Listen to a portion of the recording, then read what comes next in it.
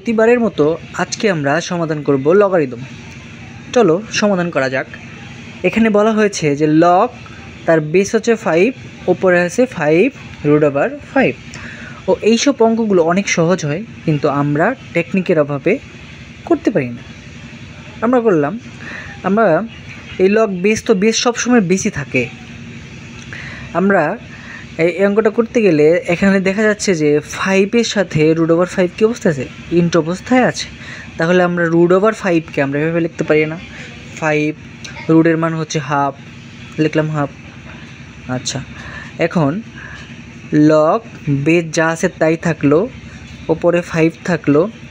এখানে দেখতে পাচ্ছি যে এর মাথার উপরে কিন্তু মনে মনে পাওয়ার একটা 1 আছে। আচ্ছা, তাহলে এখানে যেহেতু 2টা 5 আছে, আমরা জানি যে একটা কমন নেওয়া যায়। একটা কমন নিলাম 5।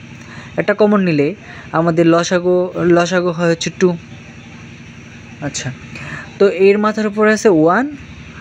ওকে, তাহলে এই 2 যদি লসাগু হয়, এর নিচে একটা আছে 1 এখানে আসলে 1 ওকে 1, 2 ওকে 2, মানে 2 হলো।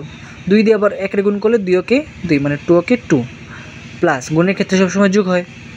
তারপর আবার 2 দিয়ে এটাকে ভাগ করলাম, 2 ওকে 2, 1 হইল। 1 দিয়ে উপরে গুণ করলে 1 ওকে 1।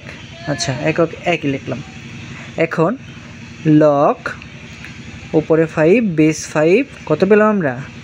3/2।